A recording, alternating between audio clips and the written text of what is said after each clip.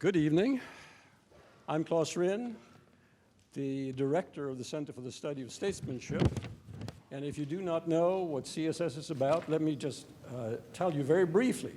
We explore the sources of respectful relations among groups, countries, and civilizations.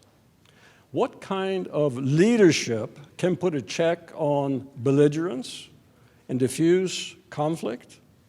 CSS, I think it might be said, is in effect trying to develop a new realism, a new grand strategy for the present age. Now, it's my pleasure to welcome you to a discussion of what international relations might look like in a world which President Trump has introduced a great deal of uncertainty.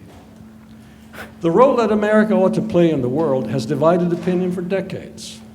After the implosion of the Soviet Union and the end of the Cold War, some argued that now an emergency was over and America should reassess its involvement and redirect its resources. But another, much more powerful, more influential group asserted that no, history had handed the now only superpower an opportunity to create a better world. The Cold War alliance between Republicans and Democrats, hawkish people in both camps, should now turn its attention to spreading freedom and democracy. In the wake of 9/11, two leading neoconservatives went so far as to define the goal of U.S. foreign policy as an end to evil, the title of their co-authored book. But especially after foreign policy blunders in the Middle East, opposition to American interventionism has intensified. Views deeply ingrained in America's foreign policy establishment are being challenged. President Trump seems, at least on some days, to want to change America's basic course, even as some of his foreign policy advisors are pushing in a completely different direction. Tonight's discussion will help us understand the basic issues of this controversy. The debate will feature prominent representatives of contrasting points of view, and I'm very pleased to introduce the moderator, Kathy Gilsenan, who writes for The Atlantic. She's an expert on national security and international security issues. She has degrees from Columbia University and Stanford, and Kathy will introduce the speakers. Thank you. Thank you. Oh, you are already mic'd up. I think I'm already mic'd up, yeah. Thank you. Well, thanks, that was wonderful. I believe the title of this panel is called Welcome to the Jungle, so we'll have to do a musical number at some point, maybe. Just kidding. It's my pleasure now to introduce the panelists. Robert Kagan is a senior fellow in the Foreign Policy Program at Brookings and a monthly columnist at the Washington Post. His most recent book, The Jungle Grows Back, America and Our Imperiled World, discusses many of the very issues that we're going to be discussing tonight. Politico magazine named him one of the Politico 50, a group of top, quote, thinkers, doers, and visionaries transforming American politics. He served in the State Department from 1984 to 1988 as part of the policy planning staff and as principal speechwriter for Secretary George P. Shultz. He's a graduate of Yale and Harvard's Kennedy School and holds a PhD in history from AU. Patrick Porter is a professor of international security and strategy at the University of Birmingham. He's also a fellow at the Quincy Institute and a senior associate fellow at the Royal United Services Institute, London.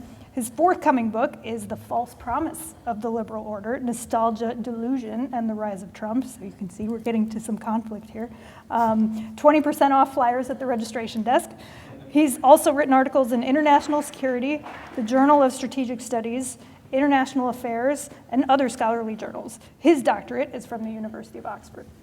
So what I'd like to do now is allow each of these folks to lay out in about 10 minutes or so their opening salvos, and then we'll just have a conversation for a while, and eventually we'll open it up to questions from you all. So Robert, why don't you go first? Thank you, Kathy. I appreciate it, and thanks to Catholic University for sponsoring this, and thank you all for coming out. It's foreign policy is not at the top of the American public agenda, so every time people come out to listen, talk about foreign policy, I think it's a good thing.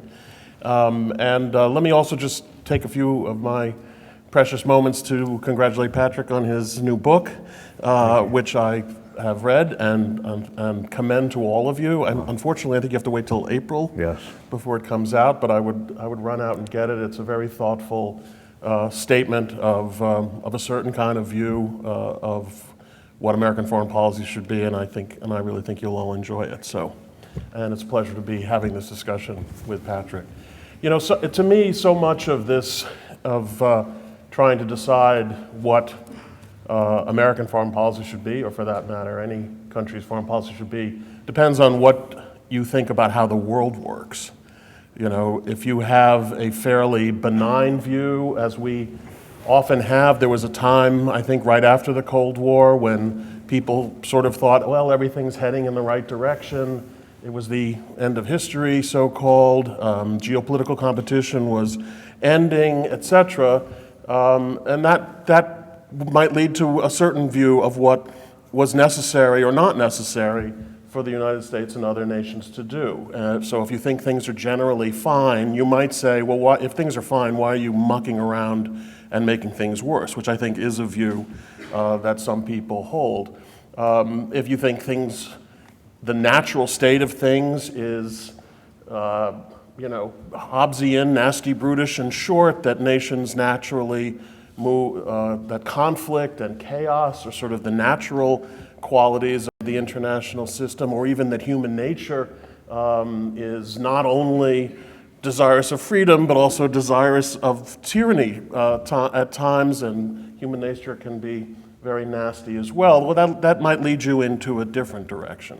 And so I don't think Patrick necessarily uses the word restraint, but restraint is very much at the heart of what many people are calling for, and restraint can be a good thing, depending on circumstances. There are also times when restraint is probably the wrong thing. You know, if your neighbor's kitchen is on fire and you have a fire extinguisher to put it out, restraint may not be the right answer. But if the fire is beyond your capacity to deal with, then you probably have another answer. So all these conditions are what should be guiding us in our determination of what foreign policy should be. So to my mind, the way I look at the world is I do take a somewhat darker and more pessimistic view of what things head toward naturally. I think we've been living in a pretty unusually benevolent period in human history, and I say that fully conscious of all the disasters that have occurred. And I think it's absurd to say that this system that's existed roughly since 1945 hasn't not only had its share of disasters and horrors, but has also in some cases been the cause of those disasters and horrors. The question is, in my mind, and I think it always needs to be in the forefront of our minds, is compared to what? And I think when I think about this last period, which has all the difficulties it's had, I still think it is preferable, for instance, to the period of history that preceded this era. And not really just that. I mean, if you go back and you look at the whole course of human history, you will find that whether they're city-states or empires or nations, they are, the leading of all those types are almost constantly at war with one another. There's very few moments in history when the leading powers in one form or another are not at war. So if that's the norm, then we actually we've lived through quite a remarkable period in which great power conflict has not been one of the features of the international system, although conflicts in general certainly have been. It has also been a particularly democratic period in history compared to the rest of human history. Democracy was the rarest form of government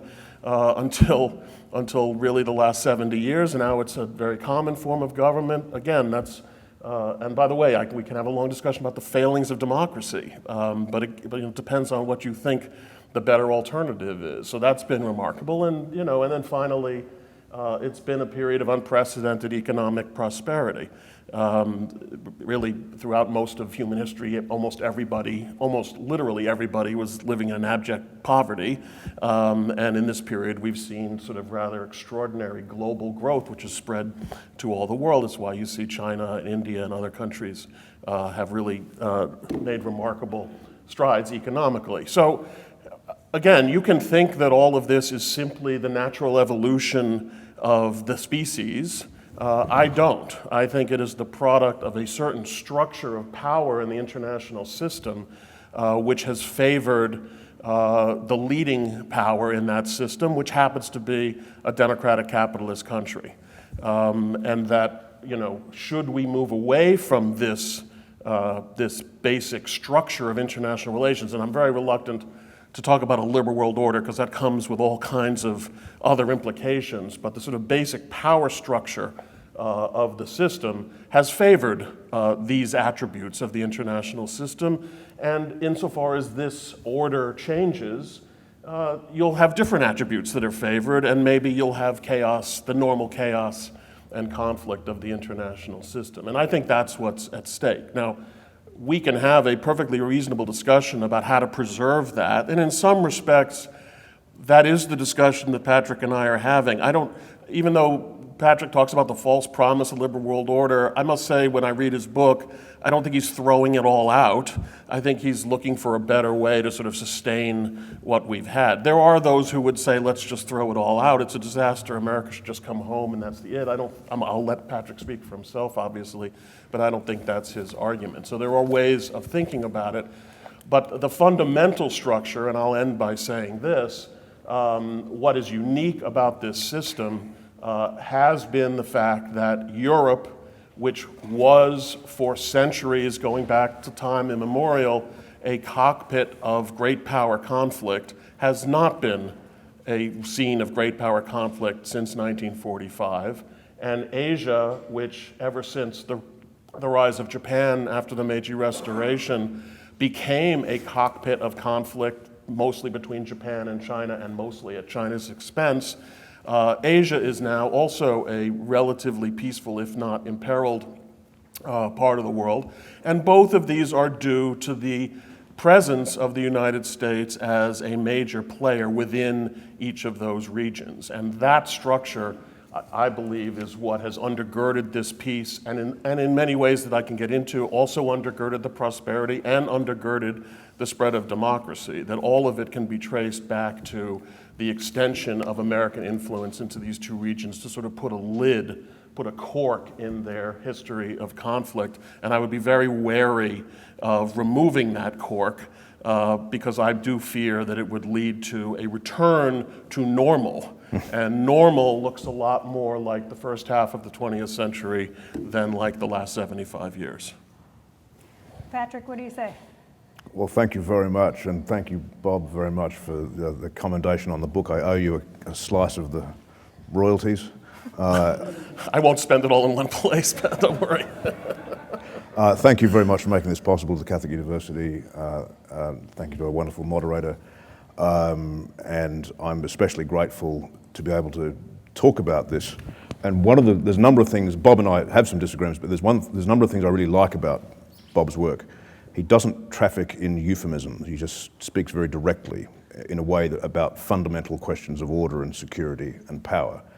And there is a very grounded pessimism, and both of us actually begin from a rather dark pessimistic worldview, that we don't think there is a moral arc of the universe, the history is directional, that what we actually have is very contingent and could have been very different, and it could all go horribly wrong. And we also, from a starting point, that things now are bad. It's, in a way, quite distressing to be in the United States, to watch a republic what looks like destroying itself, and I don't think that's too melodramatic to say so. I'm reminded a bit of what Abraham Lincoln said in his first speech at the Lyceum in 1838, that should America fall, should it fail, it won't be at the hands of some transatlantic military giant that comes over to conquer us. It will be by our own hand. That there is something potentially self-destructive and fragile about this republic. And what I try and argue is that Donald Trump is both symptom and catalyst of that breakdown, that a coming together of a number of forces of oligarchy, of militarism, of corruption. And the worry I really have is quite an old one, which is that what we're seeing is this interaction of disarray and disaster abroad and strife at home. These things feeding off each other and producing Trump and Trumpism and all it could lead to. And we've all recently actually come very close to a war in the Gulf again in January, discovering just how close the Iranian retaliations came to, for example, killing US service personnel, and how that would have created pressure to escalate further, etc. So it could be even worse. In response to what's going on, I think there is something going on in politics in the West generally, which is what we might call restoration politics. That is, people are promising to bring things back, right? Make America great again, take back control, etc. And I think there is also a sense of restoration politics around some of the what I call liberal orthodox view that there is something that we can return to. Joe Biden himself said quite recently, America is coming back, true to our alliances, faithful, telling the truth, etc. I think it's very hard for this country to debate foreign policy in a sense because it had so much both luck and skill. It rose in a way that was relatively cheap, coming through the 20th century, through the war in which its rivals destroyed each other. The costs it bore were much lower than other countries. And people tend to compare the foreign policy now to the possibilities of a very non-typical time, the 1940s particularly, when America was at its apex. Vast relative power, atomic monopoly, 2/3 of the world's gold reserves, the world crying out for its patronage and its loans and its weapons. Very confident country, and one in which it could say in NSC 68 that the absence of order cannot be tolerated, that there was this sense of power and ambition to stamp out disorder that it couldn't tolerate. And I think that expectation is of a world that has gone. Whatever comes next, that level of almost artificial lopsidedness in power is gone. That whatever else has happened, there has been a relative shift of power and wealth. And what I try and argue in the book is that if we actually go back and read that world that America made, to use Bob's term, if we look under the bonnet, we see something more fraught going on than what you might call liberal order. It wasn't always liberal means for liberal ends, as it were, which is the essence of the thesis. And I try and argue that actually the whole proposition of liberal order is impossible, that ordering is rough work, even for the gentlest hegemon we've ever had, even for the most enlightened, better than anything else we've had before. That this is a world of resistance. I think one of the reasons the world in fact has avoided major war is due to nuclear proliferation, some of which happened against America's wishes, right? So one of the ironies is actually that resistance also shaped this world and made major war less likely. I think it's also misleading because the way in which the United States ordered this world was not one that subordinated itself to rules and institutions. It exercised the privileges of a superpower, of a hegemon, that wanted rules and institutions for others to follow, and it would exempt itself at a number of times in order to retain its ascendancy, retain its advantage. And I think even if there were a superpower that wanted to create a benign, liberal, rules-based order, it looks too much to rivals like the dangerous accumulation of power, right? Even if one's intentions were perfectly benign, there is a security dilemma problem here. In a world that is conflicted, that is dangerous, that is where things are very uncertain, and we call it this jungle, it's very hard to see clearly that if someone is accumulating what looks like overwhelming power that could be turned against you, it's very hard to take that on trust, it's very hard to believe the good intentions, and no responsible statesman or stateswoman in Iran, in China, in Russia, in North Korea could afford to accept that, or even that you might not change your intentions tomorrow or 10 years down the line. So let's talk a bit about how America made this world, because I think by getting into the history, we can get a clearer sense of what the choices are now. So think about America's greatest achievements, to follow on what Bob was saying. Defeating fascist powers and turning them into proud social democracies. Containing the Soviet Union without a major war. the opening to China in 1972, the prosperity of the Pacific Rim countries, the termination of the Balkan Wars with the Dayton Accords, etc. With each of these achievements, there was what I call a bargain with illiberal forces. There was a darkness in that, right? So look at how America helped transform Japan. It helped Emperor Hirohito clean up his reputation, avoid accountability, be repackaged as a kind of ceremonial, innocent emperor who was not guilty of any of the atrocities of wartime Japan. Former Nazi officers, etc., brought into America's nuclear and scientific programs, even ones who were guilty of committing experiments in camps, right? And even some of them being involved in America's intelligence efforts in Europe. The opening to China in 1972, right, often heralded as this great geopolitical achievement, and I think it was, but it came at a real price, and there was real betrayal in that, right? Betrayal of the Tibetans, betrayal of the Taiwanese, the betrayal of the victims of the Bangladesh massacre, because America achieved talks through Pakistan as intermediary by being strictly silent about the genocide that was going on, and it produced the blood telegram. And the Dayton Accords, which of course locks in tribalism and locks out a lot of ethnic groups. Each of these achievements can be defended or attacked, and I would defend them, but in order to do them, they had to do something that was quite illiberal, which was strike these very unattractive, very uncomfortable bargains. And I think that's, if there's one continuity in history, it's that there's no free lunches, and there are similar choices the US faces today about navigating ahead so that it can do what its American foreign policy is supposed to do, which is to preserve its republican institutions in an increasingly multipolar, insecure world. And paradoxically, when America has actually been much more doctrinaire, when it's been much more zealous with its liberalism, that's when things seem to have gone much more wrong, right? The disappointing wars, but also something that's often not talked about, the shock therapy program, the great experiment in Russia at the end of the Cold War, right? The kind of crash introduction to overnight capitalism, etc., with lots of Harvard wonks and lots of Russian collaborators as well, or cooperators as well in doing that, and helped to create this kind of oligarchy that we're so worried about now. So what does this tell us about the choices we have, the United States has, and its allies? I think there's a number of things that the US needs to do, and in a sense, my response to what the US should do is much less heroic, much less sort of bold than Bob's. And generally speaking, there is an argument whereby authoritarianism is the great enemy, and the response to that is a kind of call to arms of the democracies of the world to stand up to that authoritarianism.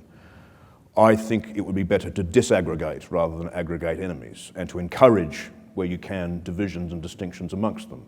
And I think one of the most important areas of the policy space at the moment is the triangular relationship between Russia, China, and the United States. And there is a problem, I think, that inadvertently, accidentally, the US has encouraged both to recognize a common enemy and to start increasingly collaborating, where an axis actually could form. And one of the central purposes of American foreign policy is precisely to prevent the formation of a Eurasian super threat. I don't mean to say that the US can go in and manipulate them into kind of becoming a hammer against one another, but to put it very bluntly, I would encourage an entente with Russia in order to encourage the Russia and China to develop a natural friction as neighbours again, who share a common space. That would involve some betrayal. I think a pledge for no further expansion, especially the Caucasus, especially Ukraine and Georgia, in return for a pledge for no further interference, and a number of other things that could go on with that. For example, signing the New START Treaty, which is a doable thing, but agreements about arms control, about cyber control, etc. Russia has a choice in this, right? This is not just made by the United States. Russia and China get to choose the world order we're in as well. But to do that, not because I'm not trying to appeal to your hearts, I'm trying to appeal to your heads, so that the US can better balance and contain a rising China, which I think does actually threaten the liberties that it cares about in a number of ways. I think an end to regime change as a default setting for quite a lot of foreign policy choices. I think cutting ties with some of the most unreliable Saudi Gulf partners, not because we are offended by the way they run their societies, but because they promiscuously violate American interests against America's requests. and either America hasn't got enough influence in the Gulf or it's very reluctant to use it. But there is, if we're going to say this phrase, ending endless war, and I think we should, it has to mean something, and it has to mean a change in behaviour and a change in ideas, not just as a kind of soundbite. And the greater Middle East seems to be the place which generates a lot of these futile wars that have actually produced the nightmare of Trumpism, the kind of coarsening of politics, the racism, the deference of Congress to an imperial presidency, the ever-mounting deficits, etc. So what are some of the core differences on this point between what Bob has written and what I've written? Because I think there are some number of departures about how we handle this jungle that's sort of growing back. Because I think both of our arguments have recognisable roots in the 19th century and 18th century American tradition. I think there is a danger of people getting into what I call founding fatherism, where you try and enlist sort of founding fathers onto your side of the argument. I think there are strands of both of our arguments in the likes of John Quincy, George Washington, John Adams, etc. But I think the US can probably tolerate more disorder in some places than Bob can. I think I'm probably more optimistic on that point, that there will be more violent disorder in the coming world, and that includes in some of the vacuums the US might leave open. I think there is an important distinction to be drawn between making a world safe for democracy and making the world democratic. That over-striving to spread democracy abroad will not successfully do that, but it may well destroy it at home, is destroying it at home. And the analogy of the jungle is going to come up. And my fear is that by wading deep into the jungle, it won't clear it, but we might all get lost in it. So it's on that rather sunny, optimistic note that I'll stop. I do want to stay on the pessimism here for a while, because that does seem to be the common point of departure for you both, even if you diagnose the potential solutions, if there are solutions to be had, a bit differently. And I want to drill down a little bit in, I believe what you just said was things are bad right now, and there's no fundamental argument here on whether there is a jungle and whether it is encroaching back. The answer for both of you, it would seem to be, is yes. Where do you locate the beginning of this? Because it certainly seems to predate Trump, right? You were writing as far back as 2014 that superpowers don't get to retire. When did this badness start in your mind, and how does it compare to previous eras of badness? For instance, in the 60s when you had de Gaulle withdrawing from NATO and Willy Brandt pursuing Ostpolitik. How bad is it really? Well, I don't think that it's, compared to historical, various pasts, it's not so bad. I mean, things right now are not in terrible shape. The difficulty is in answering the question, how close is it to being in terrible shape? And I always like to, sort of, if we were here in 1928, Germany was a democracy. The Nazis had just done as badly as they'd ever done. They got 2% of the vote in 1928. Japan was a democracy. We had the Kellogg-Briand Pact. We had the Spirit of Locarno, etc. It was possible. There's a historian named Adam Tooze who begins his book by quoting Winston Churchill saying, "The world is in fabulous shape. We've never known it." So, and then 5 years later, it was all gone. And I think it might have been possible to know. It should have been possible to know, and some people did know that 1928 things weren't that great. But it was also very easy to believe that they were. So, is this 1928 or is it 1970, where things all, in the early 70s, things were also looked terrible, worse than they do now, by the way. Including, by the way, in a certain sense, American domestic politics was arguably worse than it is now. I hate to say that to some people, that may seem like apostasy, but I think, and yet things got better. So it's a little bit hard to know exactly, and I actually think one place where I actually think Patrick is more pessimistic about the sustainability of the present international system than I am. I actually think it is relatively sustainable. I actually don't think America no longer has the capacity to sustain it. These are things we can argue about. Now, on the other hand, when you first began that question, you said, when did the badness start? And well, the badness started like with the origins of the human race. You know, I mean, and when a lot of what we see around the world today is just humans being human. You know, that we are seeing a rebellion against liberalism, and we are seeing that both here and definitely in Europe and elsewhere. We're shocked by that because we're all Fukuyamaists and we thought that argument was over. But that argument is never over. And the truth is, liberalism, in many respects, it may be a natural outgrowth of human nature, but in many respects it's antithetical to human nature. Because liberalism, and by liberalism I mean elevating the rights of the individual over the government, over the state, and over the community, which is what we do in the United States and some other countries do as well. That's not a natural human instinct. The natural human instinct is, I want to have my rights taken care of. I'm not so sure I care about their rights. And so to have this system is quite unusual, and it cuts against all kinds of things that people care about. Religious belief, which liberalism has a tendency to sort of undercut, all kinds of hierarchies, you know, race, tribe, ethnicity, all these things that bind people together are undercut by liberalism. So there is a natural, I think, a natural rebellion against it at all times. And that's what I mean by the jungle. The jungle, I'm going to stop talking in 1 second, but the jungle is about natural force. The jungle is a natural force. It's not an evil force. It just is. And I think we just have to understand that these forces are always going to be out there.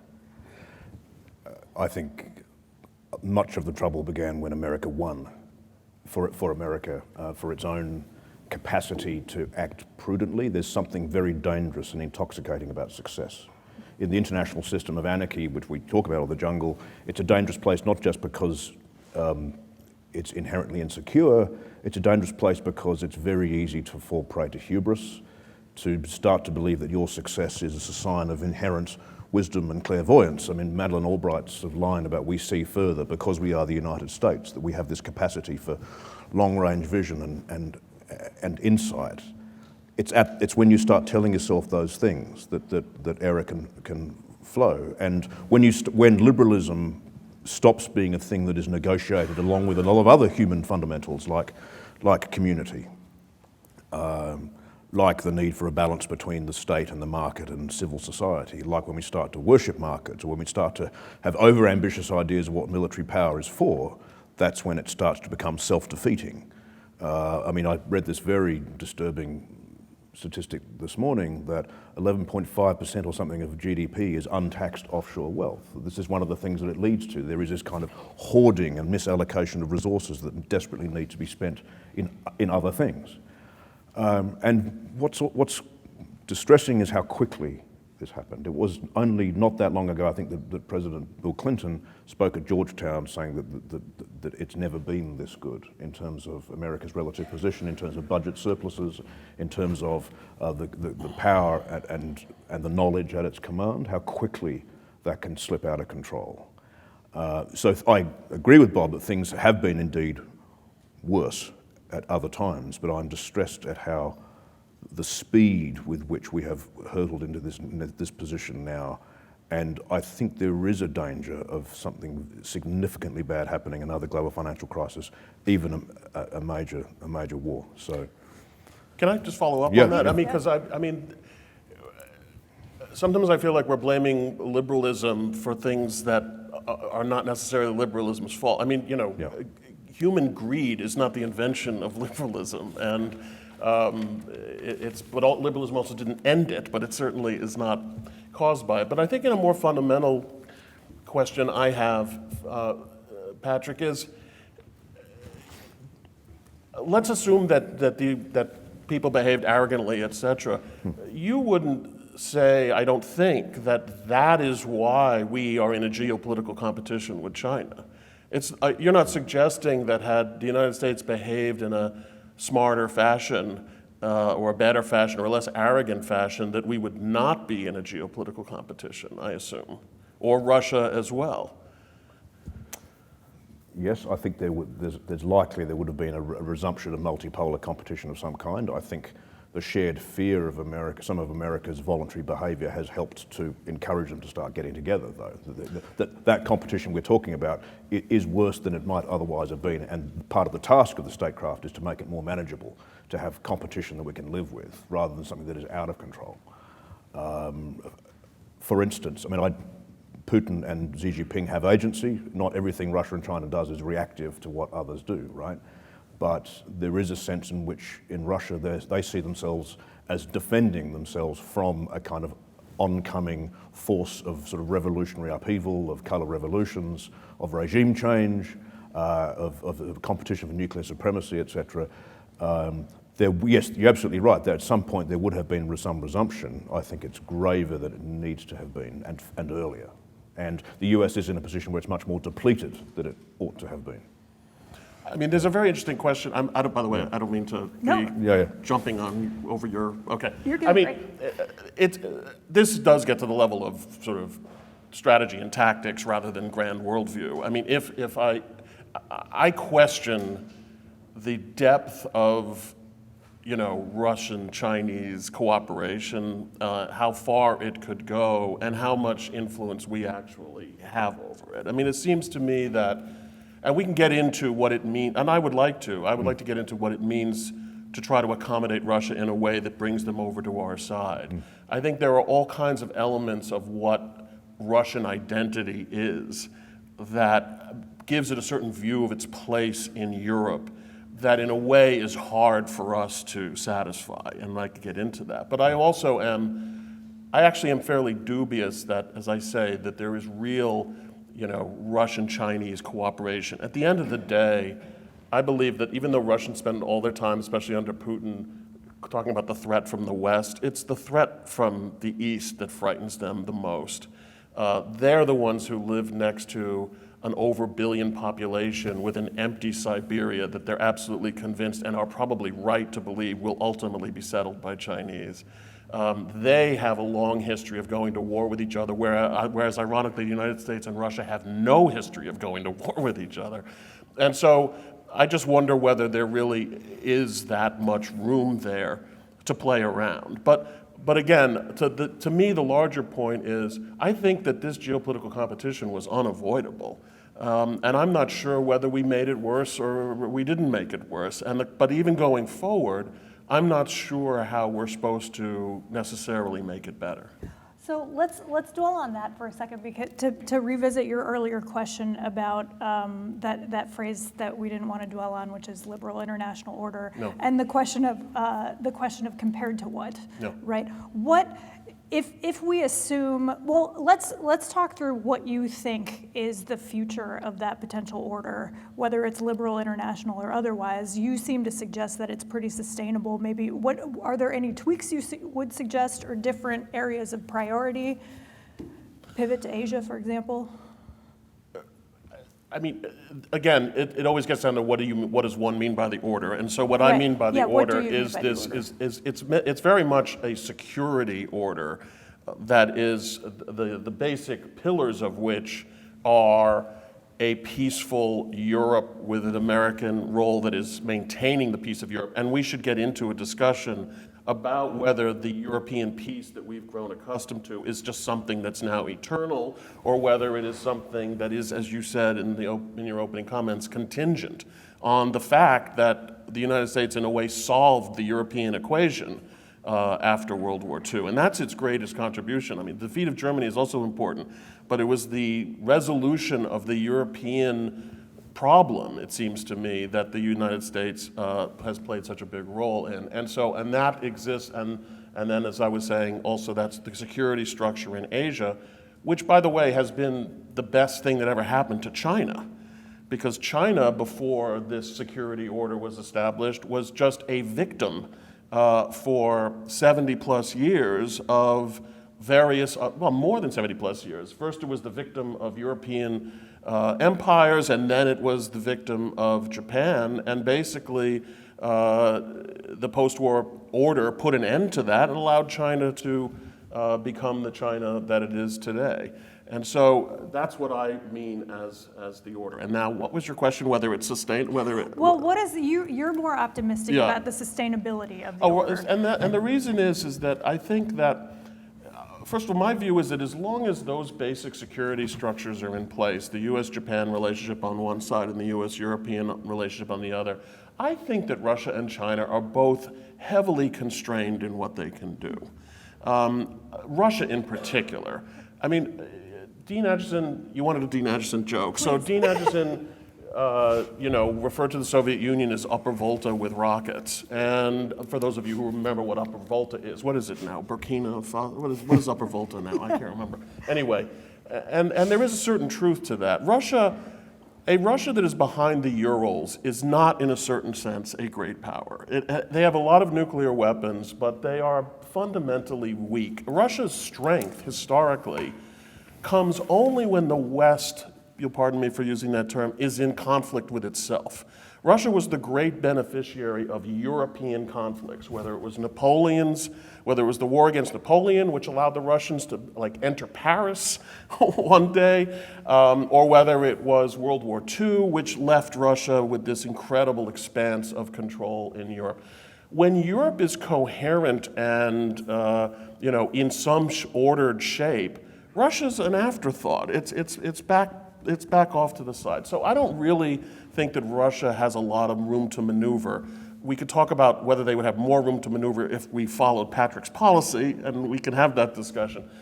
China obviously is a bigger problem, but the strategic obstacles to China's becoming even the regional hegemon, which is its reasonable and its predictable aspiration, the obstacles are enormous. It is feared by every power in its periphery, and some of those powers are very substantial. Japan has probably the third or fourth largest military in the world, very quietly. We don't think about it, but it's true. And they could go nuclear and have 100 nuclear weapons in 2 weeks if they wanted to. Korea is a very substantial power. Vietnam is a second-level power, but still the Chinese had a little bit of difficulty defeating them, and we have Australia, et cetera. And behind all of them is this sort of immune, untouchable superpower. And that is my basic feeling for why maybe Patrick and I disagree about the sustainability of this. It is still the case that the United States, not through intelligence, believe me, I'm a historian of American foreign policy, intelligence is not a big part of it. Geographical circumstances are the biggest source of America's role in the world today, and it's relative at the distance, even in a modern era, the distance and relative immunity that it has from attack, while being able to project its force and support allies around China's periphery. I think that's a very tough nut for the Chinese to crack.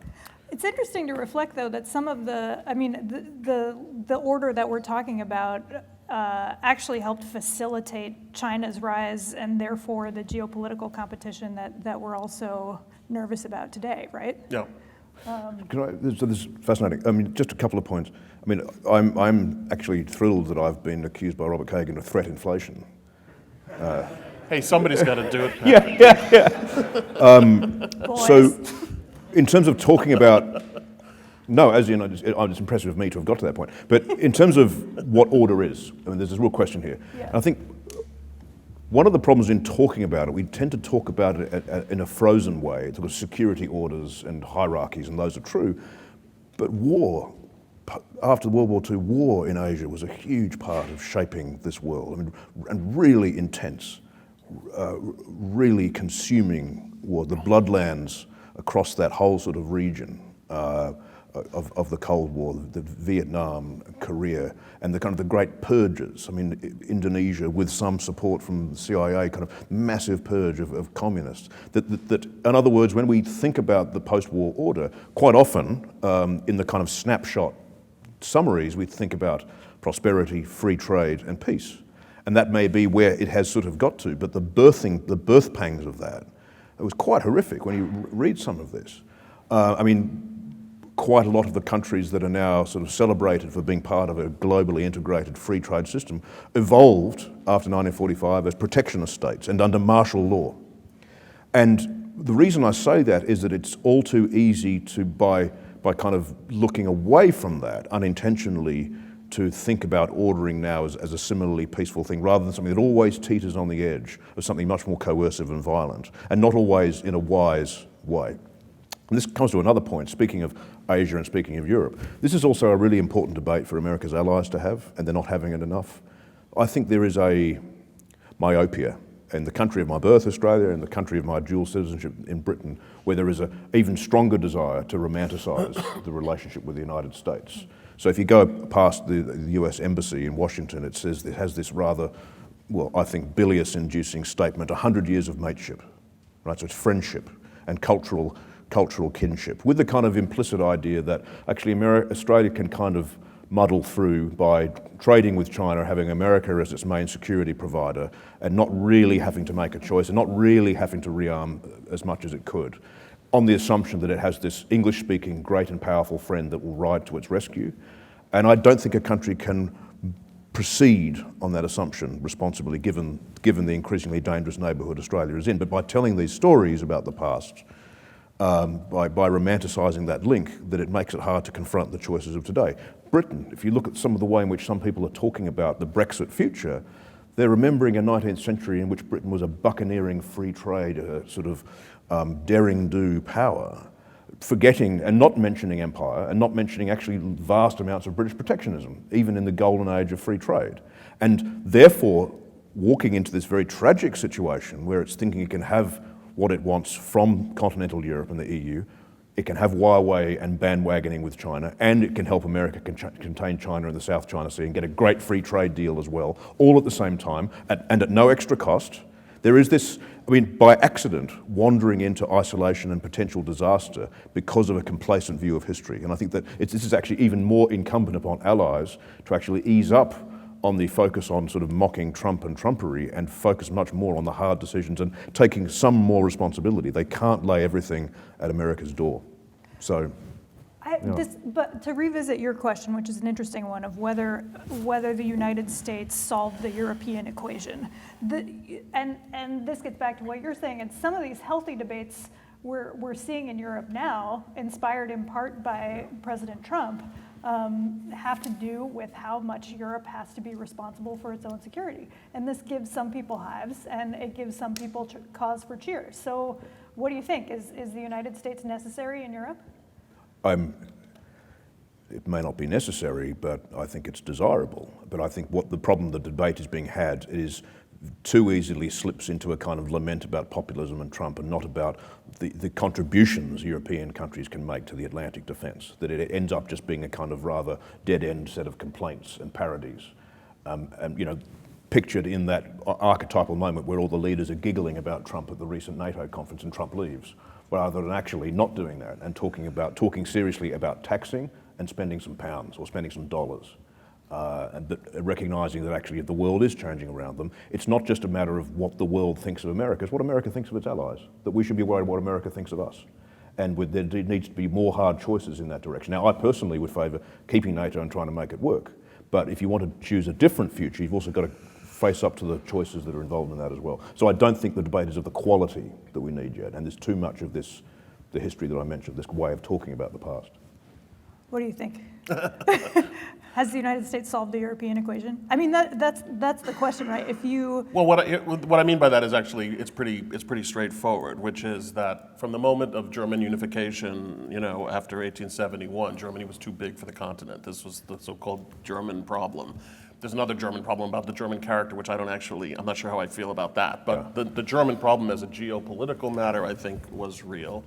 And the problem was that the sort of tenuous balance that had been created in Europe after you know, by the Congress of Vienna after 1815 was basically blown up by the unification of Germany and the emergence of this economic, demographic, and ultimately military sort of mini superpower in the heart of Europe, which Europe by itself couldn't balance anymore. So even with Russia and France allied, and even ultimately when, much against its will, Britain joined the fight, Germany basically was winning World War I in a sort of awful kind of victory. But you know, Mitteleuropa was a fact, until the United States entered the war, and even really before American troops were seriously engaged, just by the fact of America's entry into the war, created a new balance, which then America walked away from, and then the imbalance problem came again, and we had World War II. And then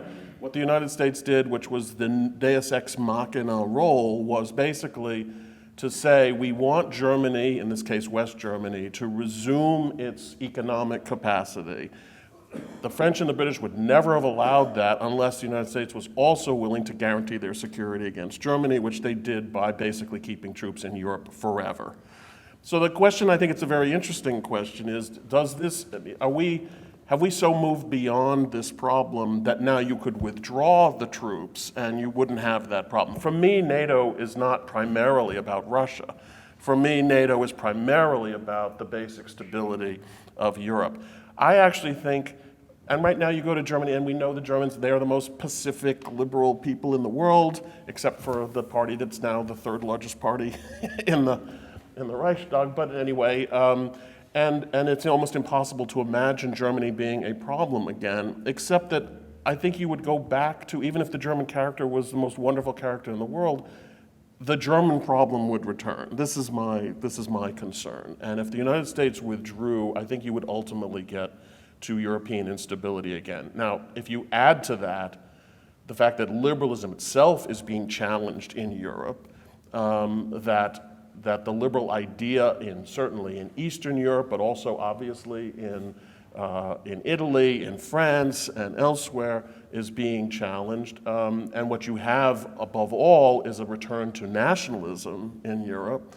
I think if you have a renationalized Europe without the United States playing that role, eventually, whether it returns to its past or a new version of its past, becomes an issue again.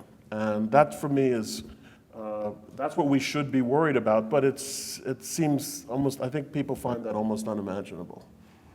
Yeah, it is. Yeah, I think people. Well, because I think one of the interesting features of the debate we in DC have been having about the quote liberal international order since. I mean, if I looked at Google Trends, I think that usage of that phrase would have spiked in 2016 because that was a time when people actually started having these arguments again about what it means and what it's for, because this was something that had been taken for granted for so long.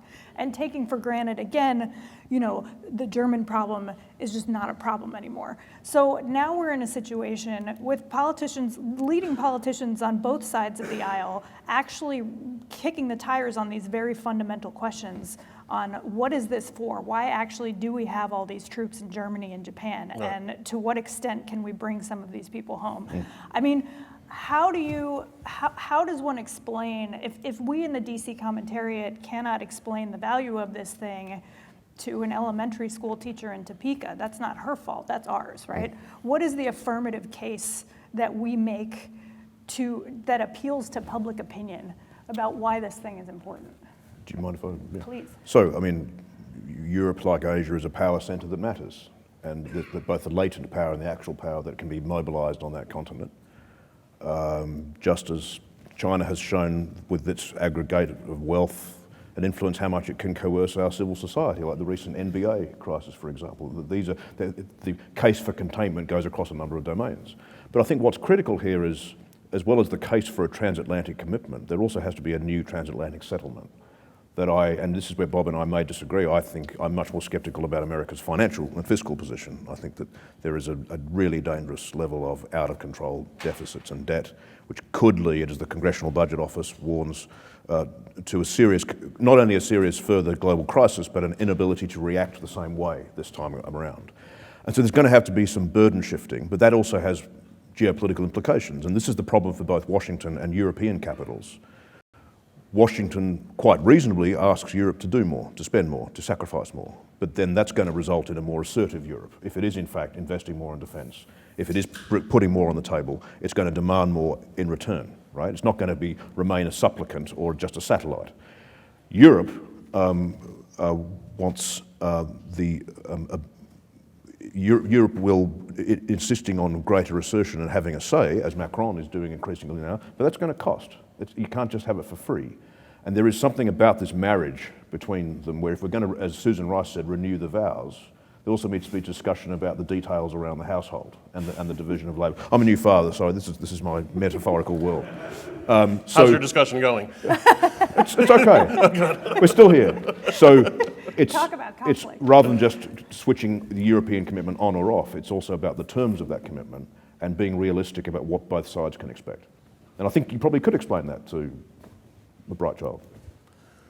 Well, there's so much to discuss in what you've just said. I mean, if it is okay, I agree with you about our budget deficit, but our budget deficit is being driven more by, right now, tax cuts than by the defense budget, and by a refusal to grapple with necessary changes in Social Security, for instance, to reflect the new demographic realities, but because of AARP, which I guess I'm a member of now, unfortunately, you can't even touch. So if I thought that it was the defense budget that was bankrupting the country, I would be more persuaded by that argument. But if you look at any of the budget analysis done by the Domenici budget, the Alice Rivlin budget, it wasn't the defense budget. It was more out of control spending and a bad fiscal policy in general. Anyway, that's a separate question.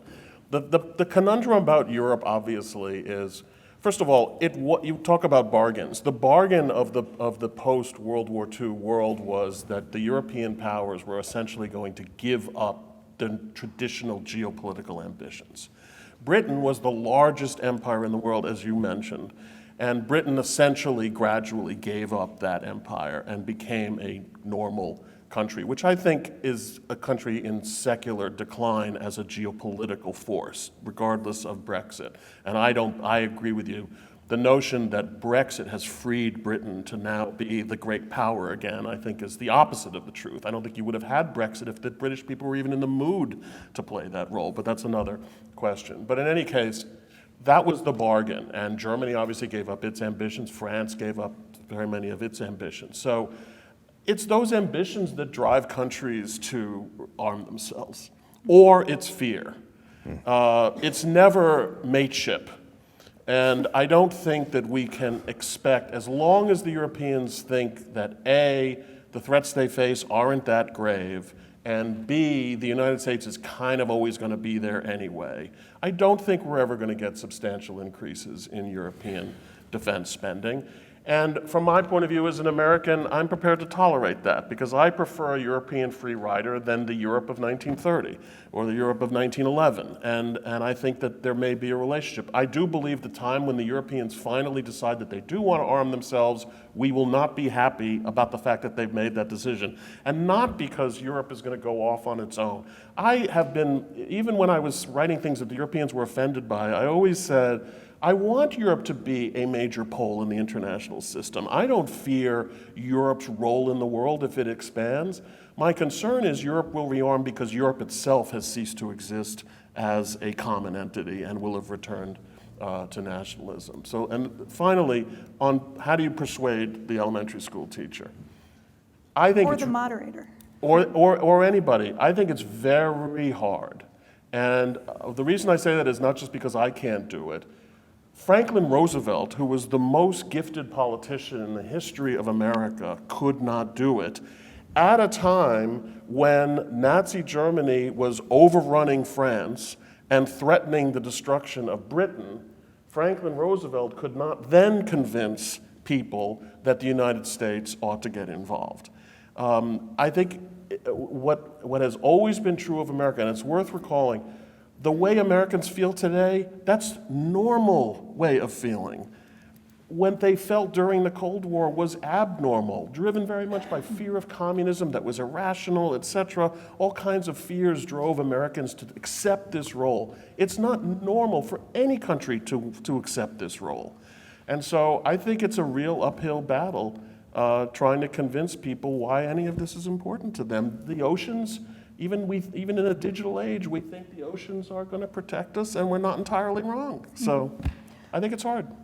I want to move it to Q&A, if that's, unless you have a quick. Just one thing. I think that where we do, I think you're absolutely right, the tax cuts have been extravagant and getting worse, but I also think that the actual real defence budget, in terms of the total security spend, the kind of spending on operations, the nuclear budget, the intelligence, this gets well over $700-something billion, up to over effectively $1 trillion. That's been a non-trivial exacerbator, not just in terms of racking up the deficit level, but also there is a historical relationship between military massive build-ups and boom-bust in the economy. So I think that is a part of the fiscal economic picture. Anyway, time for, sorry. Let's get some questions. Yeah. I'll start with Justin. Thank you so much.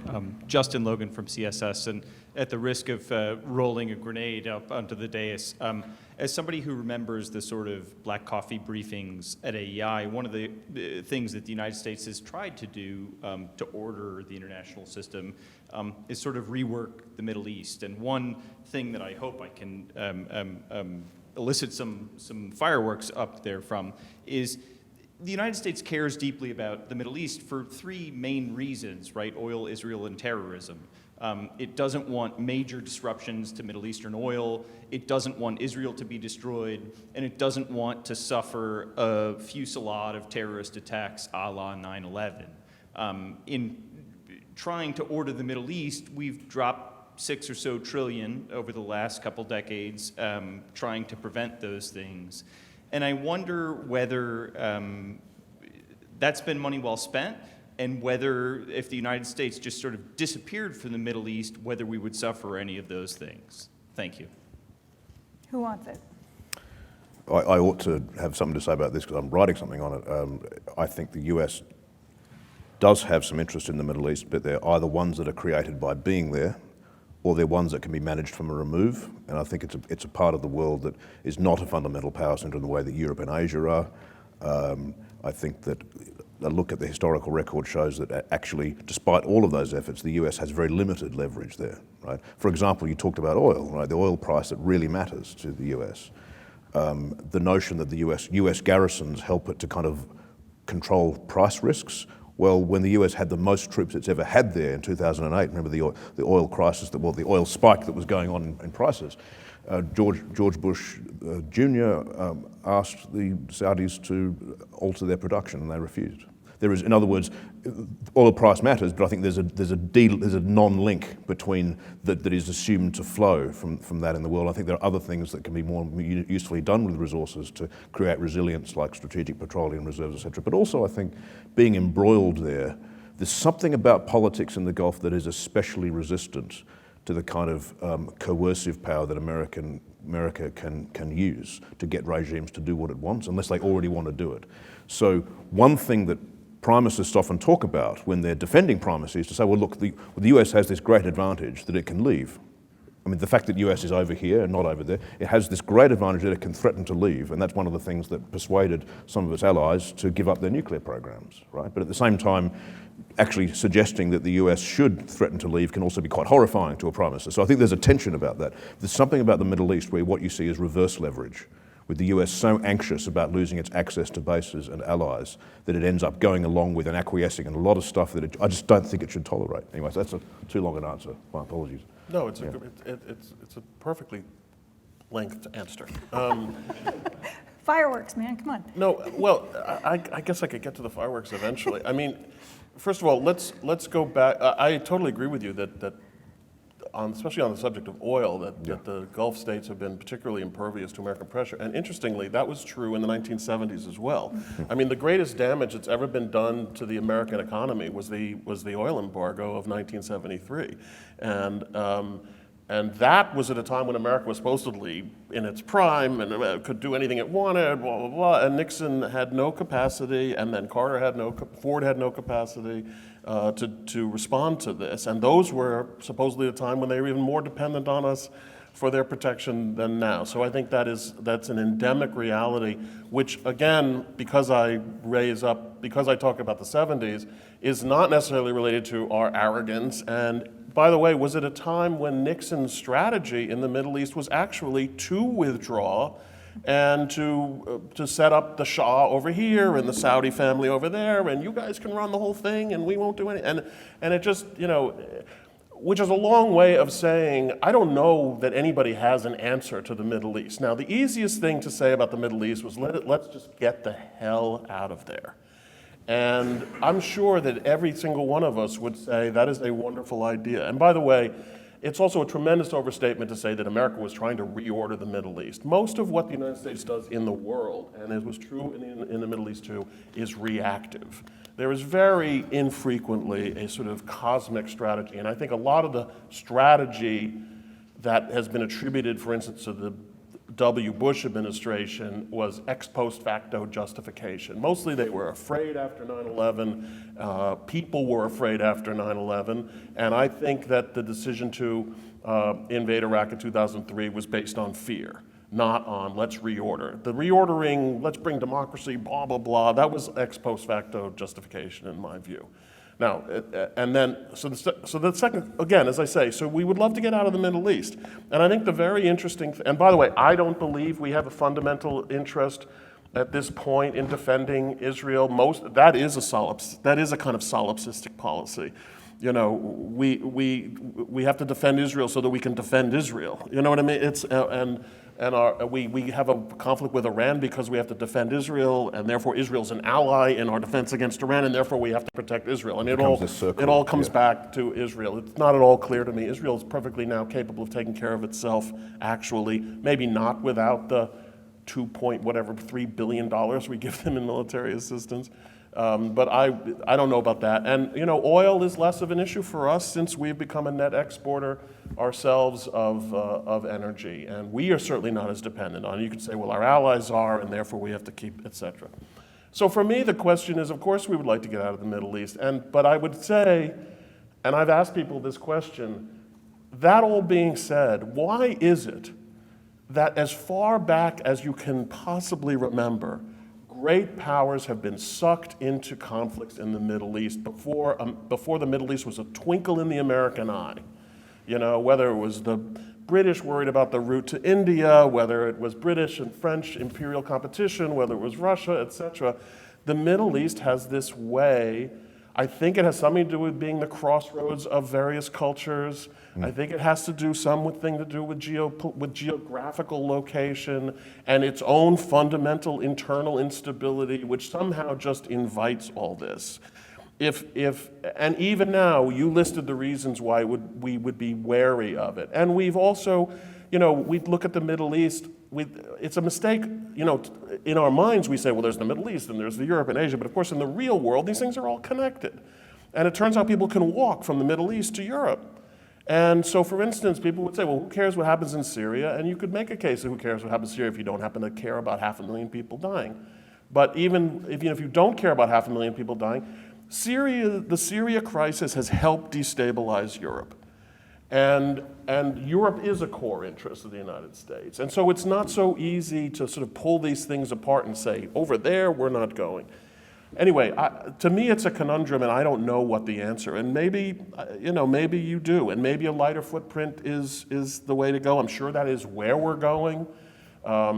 Even the Bush administration in the early years would have much preferred, you know, Richard Pearl and Rumsfeld had this great idea, we'll just fire missiles at everybody from the mainland of the United States. If we just fire a few missiles, everything will work out. Well, in a way, that's what Trump just did, right? Fired some missiles, shut up Iran, you know.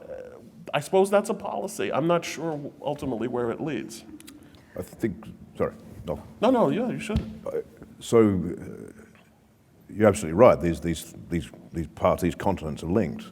I would say that was a good reason for the Obama administration not to have a kind of halfway intervention in Syria in the first place. That to demand a despot go, then to inject just enough resource, and with your allies, just enough resource into that conflict to make it even worse and more intense and terrible, and then to help trigger that wave of migration.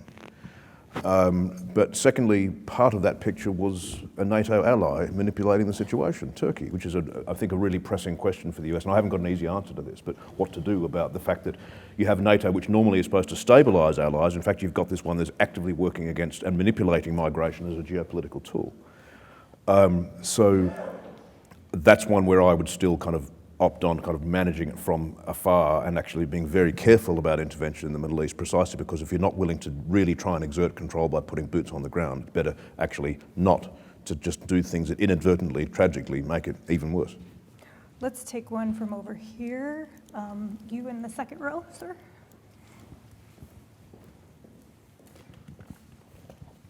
Thank you. It's a very impressive discussion. My name is Herbert Regenbogen. I'm a fellow here at the IPR. And as I look into those historical geopolitical issues, the issues of populism, of fear, it's really surrounded by the destabilization of the rule of law. And what is really the role of the rule of law is based on governance. What is the governance of the 21st century? What is that principle underlying current of values? And every nation in their own narrative has a value. They have a religion. Even if it's not a religion, it's a belief. And all this surrounds consciousness. And all this is imbued into foreign policy or public policy.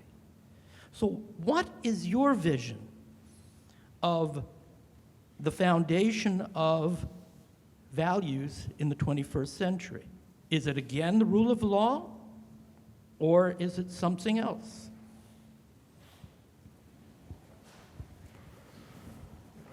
I don't know. Can I have a minute to think? Yeah, sure. I mean, are you asking what we think or what we want? Okay. Oh, good. I'll keep talking and then we'll run out of time. We don't have to answer any more questions like this. I mean, first of all, let me just take a little bit of exception to the rule of law, because there are all kinds of rules of law, right? I mean, you can have a rule of law in a divine right monarchy, and the rule of law is about doing what the monarch says, ultimately, or it means abiding by the whatever religion that happens to be in the state. When I think of rule of law and what's important in liberal societies, what it means is that everyone is equal under the law. And that is the rule of law. And so my desire is to have, the defense of liberalism be as widespread as is, reasonably achievable, which is to say what we do have in Europe and the United States and in parts of Asia and parts of elsewhere in the world are states where the rights of the individual are protected, not the rights of the state. But that, as I was saying before, is not the historical norm. The historical norm is to privilege the state in whatever guise and to subordinate the rights of the individual. And I think that, there is a reasonable case to be made that eventually that is what we will go back to. The Russian state, although it had to, for a variety of reasons, based on its communist background, the fact that it did have a communist background and the fact that it's also has had to exist in the liberal world, talks more about the rights of the individual. But the bottom line is the state is supreme, and in China the state is explicitly supreme. So I think that it's reasonable to assume that that could be the dominant fact. I don't know whether I've answered your question, because rule of law is as I say, rule of law, it depends on what law you're talking about. I mean, to follow on from that, the notion of global governance and global rule of law, these ideas, they kind of are a bit big for me. I think actually there needs to be a refocus on getting back to some basics about one of the most important normative values, which is the prevention of major war. As a kind of baseline international agreement. There's not that many things that all the countries in the world really do agree on, but there are a few things. Working out how to better conserve that whilst rebuilding it, doing the necessary rebuilding at home. I mean, the United States always has had this, what Walter McDougall talked about, this dualism between this being the promised land and the crusader state. And there's always going to be that missionary sort of impulse, and there's always going to be that idea of creating something different and better at home. And I think the balance swung too far in the crusader direction. But in terms of what the United States does abroad in terms of interactions is finding those basic principles of order that allow for actually quite a lot of diversity, which means a lot of things you don't like, right? I mean, that's the problem with diversity. We all love diversity except about the things we actually disapprove of. But there's going to be a lot of things we have to disapprove of in a world that is more multipolar. more plural, harder to govern, harder to kind of exert hegemonic power over, finding the ways in which we can have enough stability in order to preserve liberty at home. And I think that's ambitious enough for me without these kind of very ornate sort of things about all these other elevated sort of demands. Let's move back to this side. On the side here. What do you think of Trump's policy of peace through strength? Well, I think there are many pathways to ruin, and one of them is an over-reverence for strength. Over-reverence for strength can, in some circumstances, lead to inadvertent spiral and war. The Kaiserreich believed in peace through strength. Right? The Cuban Missile Crisis, where both sides were trying to be strong and look strong and project strength, almost went out of control. Trump, very anxious to project strength with Iran, could have gone very badly in January, could go very badly again. There's no magic formula that can be reduced to sort of 3 words, but one wants to have enough strength to be able to deter with enough prudence and enough diplomacy to be able to reassure. And there's no easy formula to do that. One of the difficulties in having a kind of grand strategy, people get locked into certain analogies and certain notions, so the Munich analogy, for example, but I think there's also the other examples, for example, Philip II of Spain, where it's kind of endless war, endless debt, and doctrinaire belief in the universal mission can also lead to disaster. So there's no certain recipe, but just saying peace through strength and continuing with kind of reckless policies is a sure way of actually leading to, I think, something else. But you do need to be, I agree, strong enough to be able to deter and things like that. So it's a hard one. Well, I don't have to really add to that, other than I think every president probably since Theodore Roosevelt has said they're for peace through strength. Yeah. I mean, it's almost like saying I believe in American, America being the greatest country in the world, or let's make America great again, or whatever. I mean, it's a pretty meaningless phrase, I think. Let me move back to this side again. In the way back with the glasses.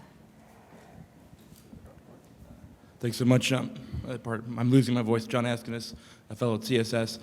Dr. Kagan, I think I agree with your picture of Russia and China as being far more constrained than the threat inflators here in D.C. Would have us believe. But you erred in saying that Russia and America never fought a war.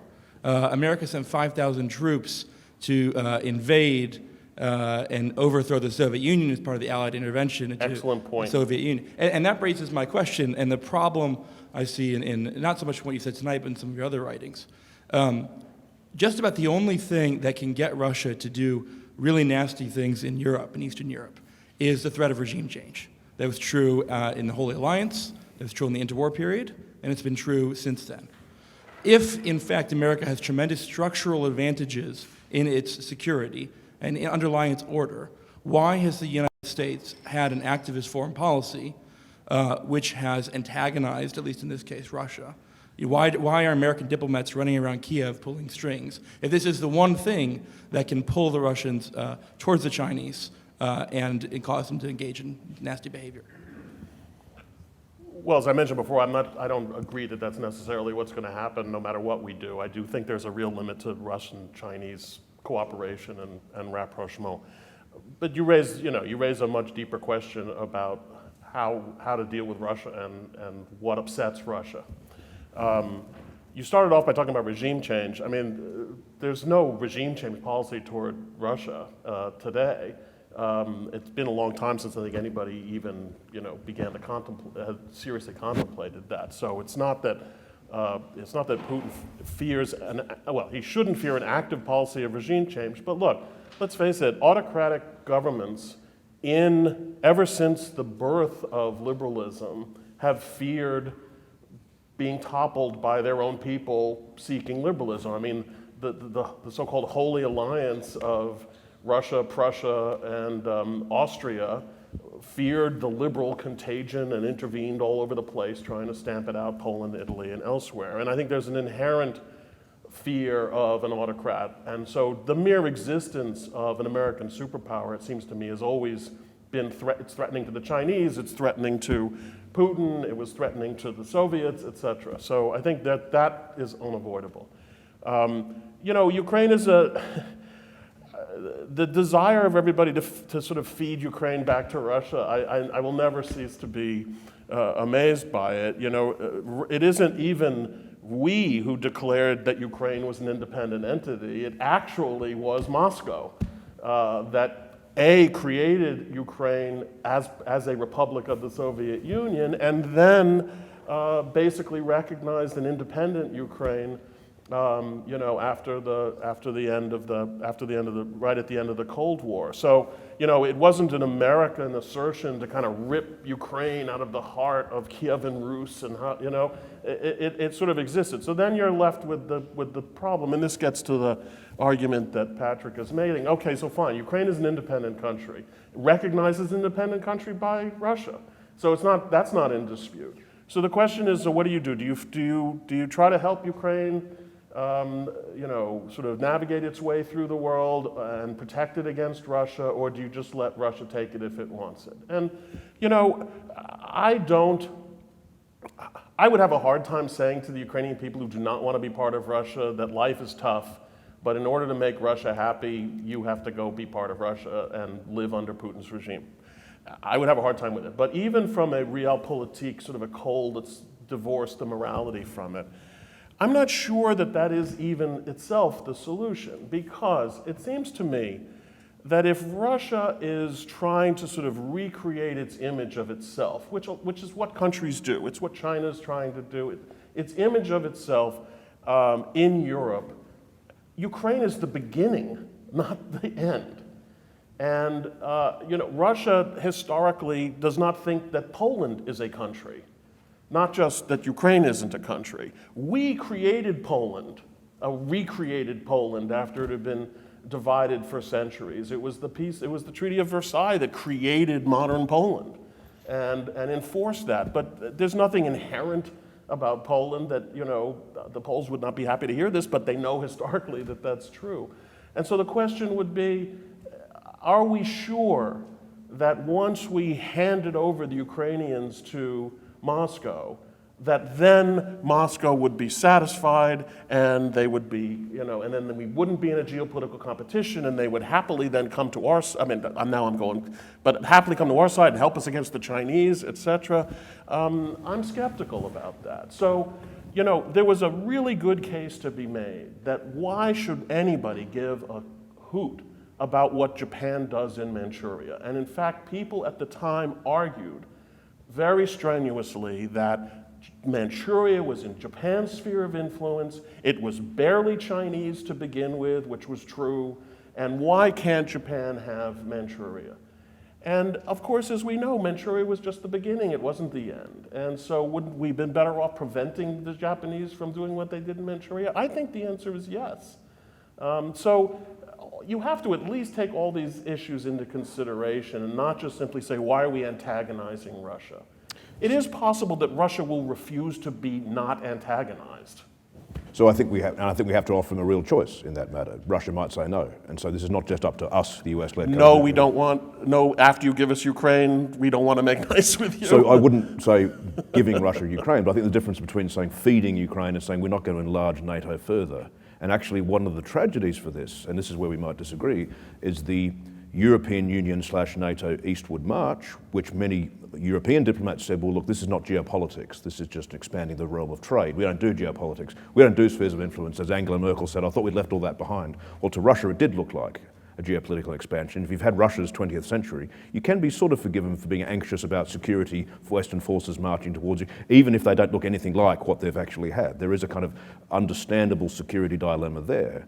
But that expansion actually is one of the things that have threatened Ukraine. Right? It hasn't been great for Ukraine that that's happened in that way. And the cruelty of forcing a country that straddles east and west to have to make a choice, rather than to kind of live in this unsatisfying existence, but now it's much more violent.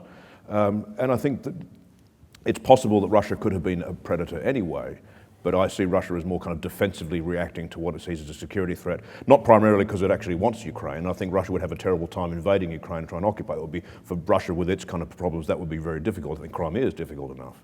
But Russia does actually fear for example, Western support, overt support for opposition parties. Michael McFaul, the ambassador, with whom I would agree with nothing, sort of admitted that actually we do have, he said, we do have form in overthrowing regimes. And I guess when I was entertaining the opposition at the ambassador's residence, that was antagonistic to a country that is frightened of colour revolutions. It is frightened of subversion, and actually, ironically, sees itself as defending, at least for itself, this Westphalian principle of sovereignty. That Russia also believes there's a post-war order, a constitutional order that it stands for against this dangerous regime change thing. Now, all of that, take away all of that, and Russia might still choose to behave in a predatory fashion. But I think inadvertently we helped to bring on that crisis. And I think changing some of that logic and actually trying to find a way out of that, not so that China and Russia would come in on our side, I wouldn't say that, but creating enough of a space where the historical friction between Russia and China could then re-emerge.